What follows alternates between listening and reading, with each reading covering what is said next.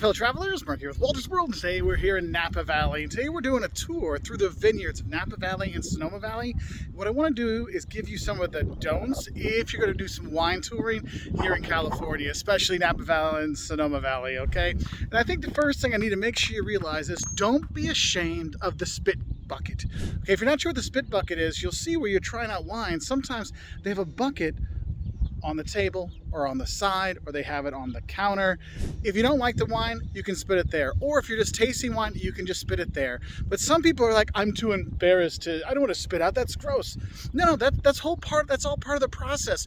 You're here to experiment with new wines, and some you're gonna like, and some, I'll be honest, aren't very good. And it's okay to use that spit bucket. So don't be ashamed by it, okay? Because another thing you need to realize is don't think wine tastings are keggers. Look, you may think, well, I'm doing wine tasting, I'm going to get schnockered, it's going to be great, we're going to have so much fun. But honestly, it's not. Don't expect a big pour. They're pulling you small samplings of their wines so you get a taste of the wine, okay? So you have a little taste, they talk about the wine, you taste some more, they talk about it a little bit more, then you have some water, you move on to the next thing, but they're small pours. Now, if you want a big pour, you can go buy that, okay? But at the tastings, you're not going to get schnockered because it really is little tastings like this, okay?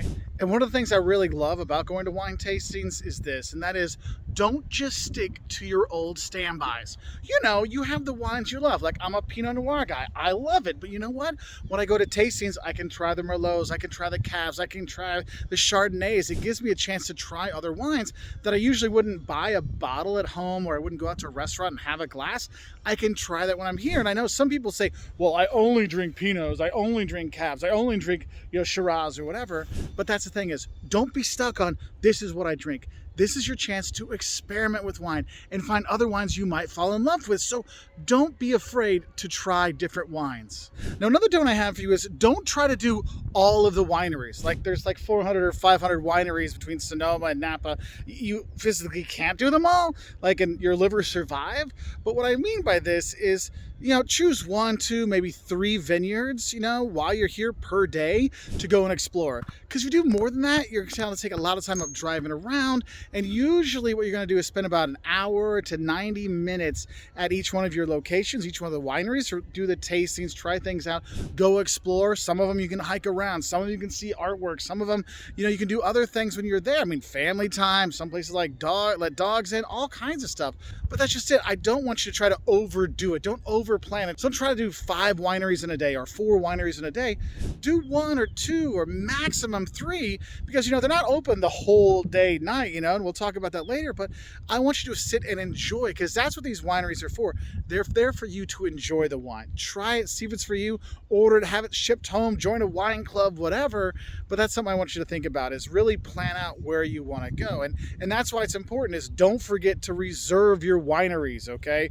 Because a lot of places, they require reservations. So you want to make sure all those things are set up beforehand, so you don't just show up and realize, oh, I don't get any wine. No, we've already got all our bookings taken care of, especially during busy season. Now, if you're here in the winter or you're here in like the early spring, usually you can walk up and you can figure something out. But honestly, in the summer, on weekends, and in the fall, forget about it, okay? So make sure you're doing those reservations. And talking about those seasons, I think another thing is important to realize is don't think there's a specific time you have to come to Napa Valley or Sonoma Valley, because you can enjoy it all year round. I mean, it's open all year round. Sometimes they're more busy than others. Summertime with all the tourists, that is a very peak season. The fall, when they're harvesting grapes and you get to see the smashing and the pressings of the grapes, that's really cool, especially if you want to do a tour and learn how they make the wine. The fall is the best time. Of course, that's when it's the most full as well. If you want more of a chill, I just want to have a nice time when I'm here and not worry about a lot of people, then you want to do winter or spring. That's going to be a better time for you to go, because it really is a different vibe when you do come here with a ton of people or little people or different times of the year. Because right now, look, they're just budding, right? So it's like that early time in spring, you're like, oh, things are just getting going, versus the hustle and bustle when they're picking and when they're stamping and stomping the grapes. And it's just impressing the grapes, I should say. It does have a different feel when you do come here. And when you are doing the wine tastings, don't skip the towns in Napa Valley or Sonoma Valley. There's all these little places you can go and visit. I mean, you can go to Sonoma Valley and go to Sonoma and stay in the plaza there, get some wine, drink on the plaza, eat some great food, because honestly, don't worry about eating when you're here because there's so many great restaurants, you know, so that's a really awesome thing. And one thing, whether you're going to be going to Napa or Sonoma, you really need to make sure you don't forget to eat lunch, but also don't think you can just wander in and get lunch. You're going to need to give yourself time because these places are so popular, especially on the weekends, that you might be waiting in line to go get your food. So it's not one of these, oh, well, you're just going to stop for a half hour and eat. It's going to take time. It's going to take money. And that's one of those things you want to plan that into your scheduling when you're doing the wine tours, okay? Because you don't want to do the wine tours on an empty tummy, okay? Because that's getting badly for everybody. So just be aware. There are some really great restaurants here, so you don't have to worry about finding great restaurants. It's just waiting for it. So maybe look at reservations and to make sure you get something because, yeah, wandering around Sonoma Plaza is cool when you see all the food that's there, but realizing that I only have an hour here, I might not have time to grab a bite to eat. So just want to give you the heads up for that. Also, Sonoma State Historic Park, you can check that out if you can't get in for lunch. Or if you're in Napa, I mean, Napa itself is just a cool town to stay in, and you can have a really nice time staying there and exploring the Napa Valley and all the wines that are here. So that's just it. Go and see the towns as well, the shops that are there. There's cute boutique shops, there's fancier things, there's incredible cool like things you don't see back home. That's the cool shopping you can do when you're here and enjoy. And it's not just enjoying the products of the grapes, it's enjoying the products of the artists that live here and around this area that bring in their stuff. I mean, it's a really cool place to be, and you can get so much more out of it. And so don't just do the vineyards, do those towns as well. So in terms of helping you with your budget or your purchasing, if you find a vineyard you really like, you can become a member, like join up to their wine club. It's like a subscription wine where they'll send it to you. But what's cool is if you do sign up, then you get a discount on the wine you actually buy when you're here. And if you're gonna buy a lot of wine, that can really add up. However, I'll say this, if you're not gonna be buying the wine or you don't want this wine coming to your house all the time, it was just fine, maybe don't buy the wine club membership, maybe just go buy the wine at the shop, okay? Another thing I think you need to realize, when you come to wine tastings, don't get in a hurry.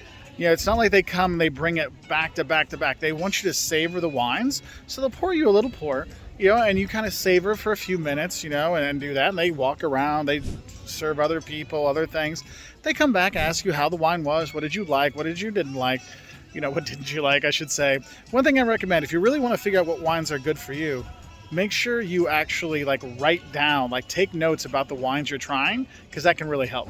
Another note I have for you, when you're going to Napa Valley or Sonoma Valley, when you're driving up here, don't expect good cell service. Sending the pictures to your friend to make them jealous about your wine drinking probably isn't going to go through very quickly. So just have a heads up for that. Download your instructions for your driving before you go, just so you have it, just so you're not like, uh-oh, we lost signal, and then you don't know how to get to your next winery. So get the Maps.me, put that in there so it works no matter where you are. Put in the addresses, have everything saved so it makes it easy for you to get around, because honestly, cell service around here in Sonoma and Napa Valley is spotty. You might be able to make calls, but maybe you won't get data. Sonoma Valley or Napa Valley, is there a difference? Well, I gotta tell you this, don't think they're the same. There are differences, but the thing is, you'll have a good time no matter which one you go to, so don't feel pressure to go to one or the other. I will say this, I found Sonoma Valley to have smaller vineyards, much more like you're kind of closer with the people you're with, whereas Napa seem to be bigger vineyards with more stuff to do at the vineyards. Also, in terms of prices, I found Napa to be a bit more expensive than going to Sonoma. The wines are great everywhere. Sonoma is more Pinot, whereas Napa is more Cabs. So you do have options where you go, but both are fun, but don't think they're the same. Because honestly, Sonoma, a bit more laid back, I felt, than Napa. When you're going to the vineyards and the tastings, realize don't think it's just wine tasting when you go there. Some places you can go and explore. Yes, you can go and explore the vineyards. You can walk among the vines and do that. Other places have artwork. Some places have just fantastic homes you can visit and wander through. I mean, there's a lot of stuff you can do with these. Some have really nice gardens. So don't think it's just wine tasting, okay? You can actually have a very nice time when you're here and not be trying all these different wines. So go and explore when you do come.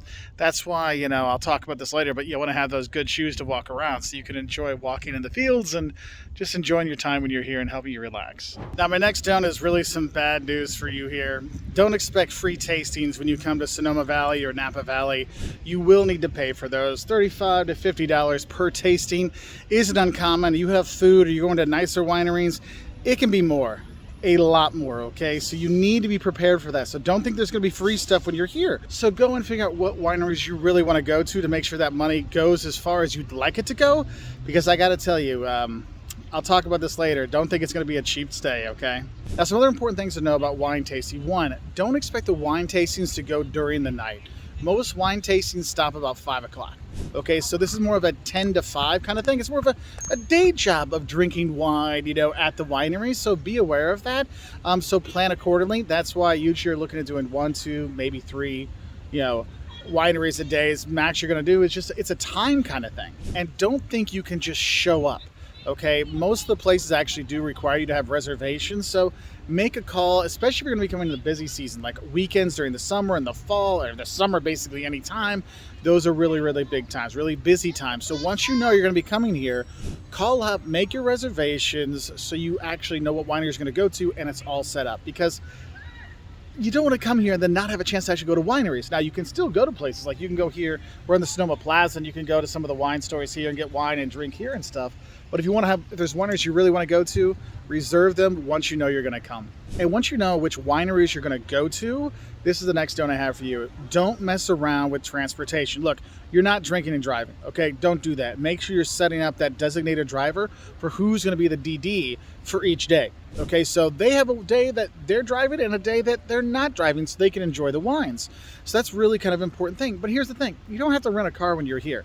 There's so much transportation to get you around. The ride shares like Uber and Lyft, they will take you to any winery you want. And here's what's cool. You can actually schedule for them to pick you up. Because usually, like I said, you're going to spend about 60 to 90 minutes for a tasting. Every 2 hours you're arranging for a different tasting.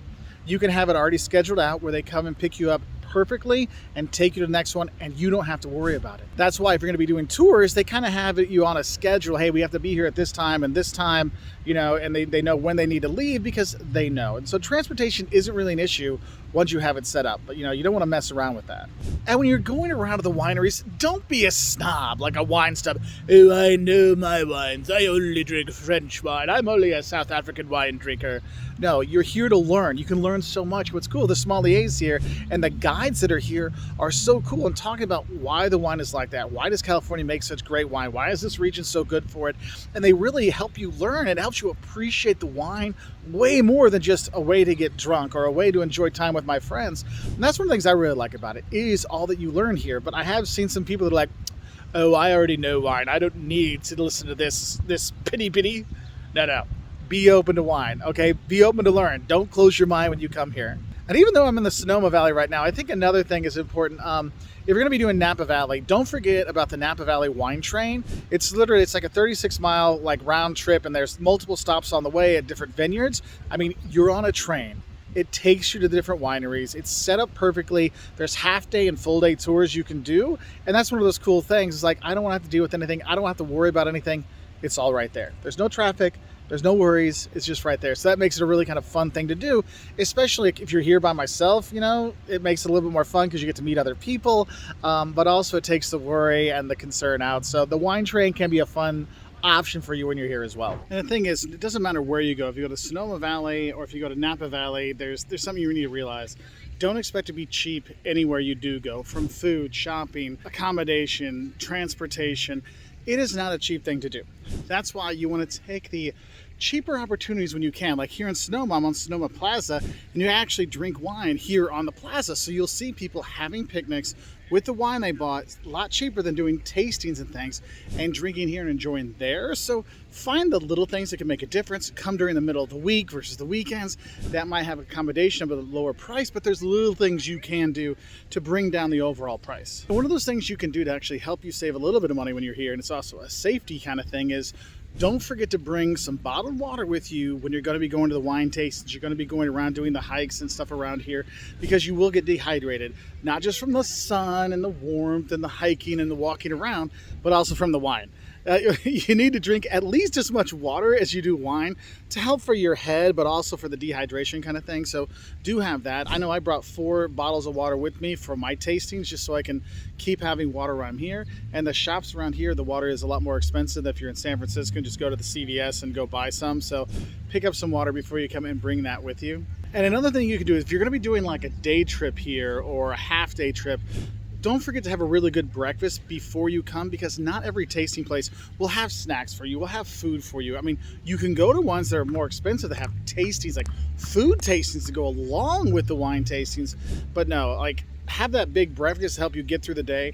Also, you can tell the people that don't have breakfast because they get a little tipsy, a little quick when they are doing their wine tastings. So just be safe with that. Have that breakfast, bring some snacks with you just in case, to keep you, more or less on the right track for your next wine tasting. Now, some packing tips when you're going to be coming here to Sonoma Valley or Napa Valley. 1, don't forget to pack some 5, 10s, and 20s for tipping. Look, if you're going to do a wine tour, you're going to tip 10 to 20% of your overall tour cost. You're going to tip that. So I have a 20 to tip for my half-day tour, so I have that already kind of with me. Because a lot of stuff you pay, Venmo, or you can pay and go, or Apple Pay.